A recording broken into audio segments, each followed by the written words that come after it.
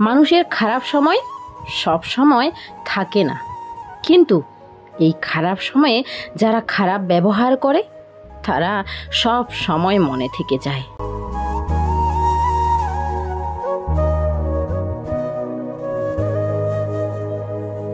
আজ মানুষ যতটা মৃতদেহকে কাঁধ দেওয়া পূর্ণ মনে করে, ততটা যদি জীবিত মানুষকে সাথ দেওয়া পূর্ণ মনে করে, তাহলে মনে হয় এখানে কেউ দুঃখী থাকবে না, এখানে সবাই সুখী হয়ে যাবে, এখানে সব ঠিক হয়ে যাবে।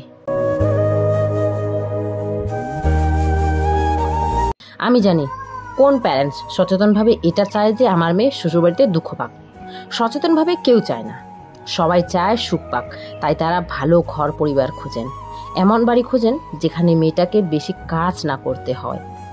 কিন্তু খুব সৎভাবে আপনি এটাই করছেন, আপনি তাকে দুঃখী করছেন, কারণ সে কারোর উপর নির্ভরশীল। আর মেয়েরা শ্বশুরবাড়িতে ভুলটাকে সহ্য করেও আজকার দিনে এটা চিন্তাধারা রাখে যে কি করব গিয়ে বাবার বাড়ি, সেখানেও বাবার উপর নির্ভর থাকতে হবে, আর এখানেও স্বামীর উপর নির্ভর থাকতে হবে। তো বেস্ট এটাই যে দুজনকেই খুশি রাখি, কেন আমার জন্য তামাশা হবে।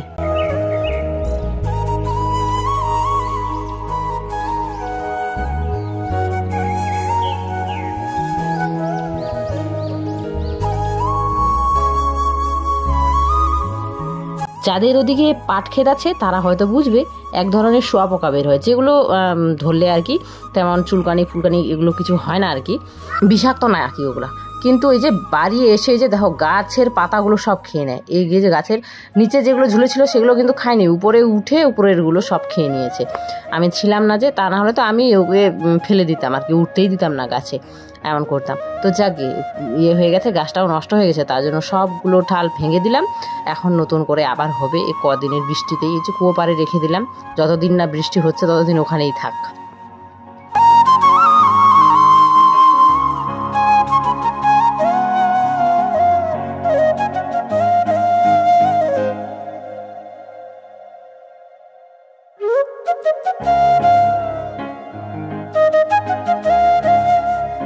নিজের মেয়েকে এটা কখনোই বলবেন না যে একদিন একটা রাজকুমার আসবে আর তোমায় তুলে নিয়ে যাবে, বরঞ্চ এটা বলুন যে তার লাইফে সে নিজেই হিরো, আর কারোর উপর নির্ভর হওয়ার আগে তোমাকে নিজের উপর নির্ভরশীল হতে হবে, কারণ ওই রাজকুমারের পরিবার তোমার উপর নির্ভর হবে।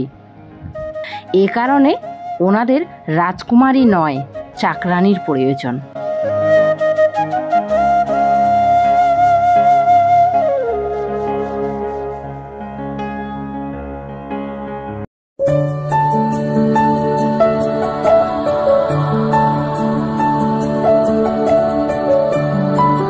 রাজা জনক ওনার মেয়ের জন্য রাজবাড়ি চুজ করেছিলেন, রাজ পরিবার ছিল, কিন্তু তার অর্ধেকের বেশি জীবন বনবাসে কেটেছে। ওই রাজমহলে তো সে ছিলই না, কিন্তু রাজা জনক তার মেয়েকে যোগ্য বানিয়েছিলেন বলে বনবাসেও সে খুব ভালো মতো তার জীবন পার করেছে। তাই মেয়েদের যোগ্য বানান, এটা মনে করবেন না যে ভালো ঘরে বড় ঘরে বিয়ে দিয়েছি তো মেয়ে সুখে থাকবে, এর গ্যারান্টি কেউ নেয়নি। অনেক মহলেও মেয়েরা কাঁদছে, আর অনেক নর্মাল বাড়িতেও মেয়েরা অনেক সুখে আছে।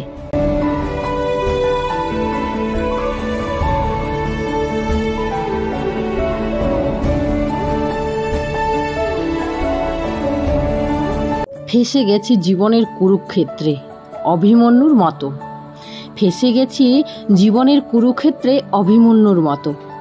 বাঁচাতে কেউ আসবে না, আর যুদ্ধক্ষেত্র আমি ছাড়ব না।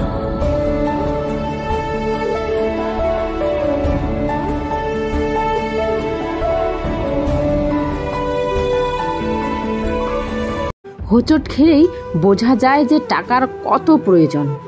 টাকা না থাকলে ঘর পরিবার আত্মীয় স্বজন সবাই ঠাট্টা করে, টাকা না থাকলে চোর ডাকাতরাও আমাদের দেখে হাসে। কে বলে টাকা দিয়ে খুশি কেনা যায় না? কখনো কোনো ফুটপাতে থাকা মানুষকে ছোট্ট কিন্তু একটা ঘর বানিয়ে দিন, তারপর দেখুন টাকা ছাড়া খুশিটাও পাওয়া মুশকিল সাহেব।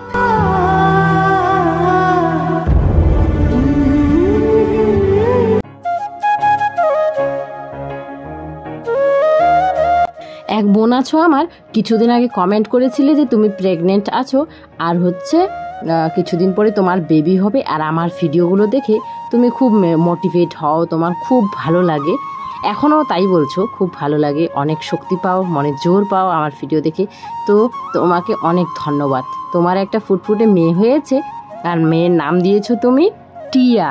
তো টিয়া মায়ের জন্য আমার তরফ থেকে, আমার পরিবারের তরফ থেকে অনেক আদর আর ভালোবাসা, আর ভগবানের কাছে তার সুস্থতা আর তোমার সুস্থতা সব সময় প্রার্থনা করি। এইভাবেই তোমরা হাসি খুশি থেকো, আর এইভাবেই আমার ভিডিও দেখে তুমি মোটিভেট হতে থেকো। তো আমার ভিডিওর মাধ্যমে আমি যদি একজনের লাইফ বলবো না, একজনের মনের মধ্যেও যদি কিছু পরিবর্তন আনতে পারি বা কেউ খুশি হয়, সেটাতেই আমি ধন্য।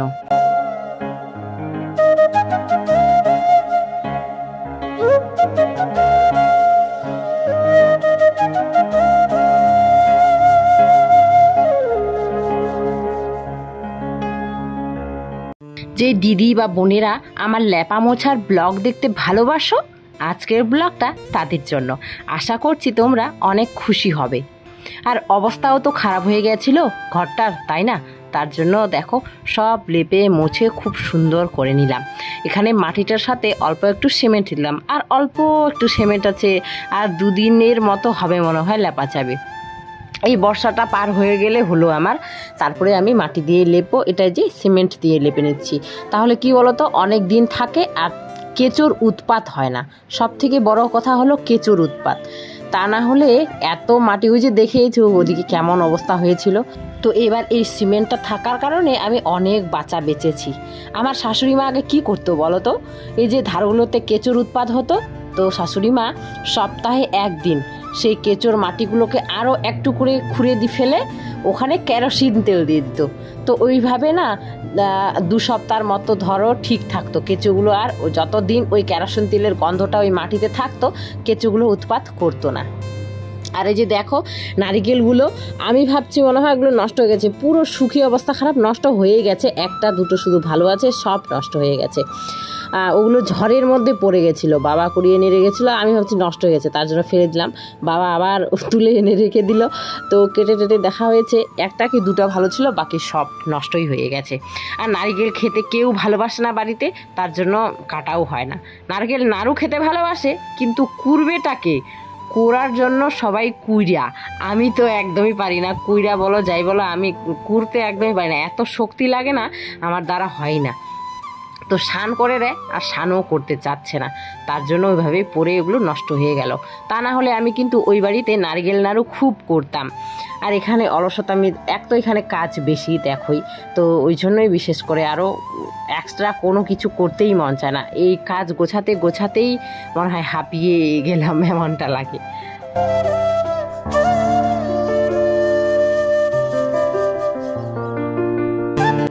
আজকের ব্লগটা অনেক দেরিতেই তোমাদের কাছে পৌঁছালো, তাই না বলো বন্ধুরা? কেন বলো তো?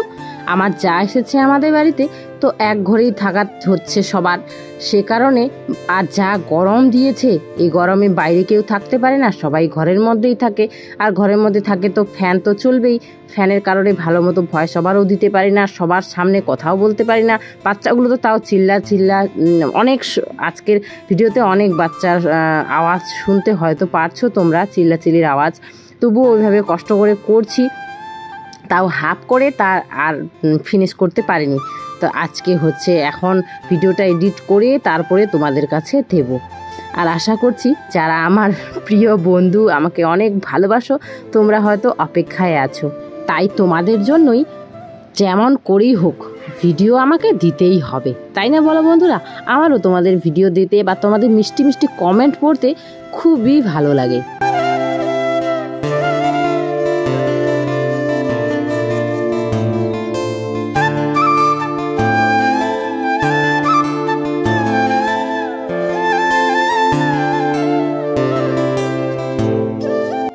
আজকে আমি সারাদিন ব্লগ শ্যুট করেছি, কিন্তু এতটা বড় হয়ে গেল আজকের ভিডিওটা, তার জন্য সবটা আর শেয়ার করিনি।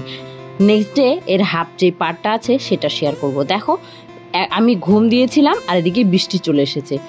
যা কাপড় চোপড় এখানে কাচতে দিয়েছিলাম সব শান তুলে রেখেছে, কিন্তু এই যে এই বেড়াটা লাগাতে ভুলে গেছে।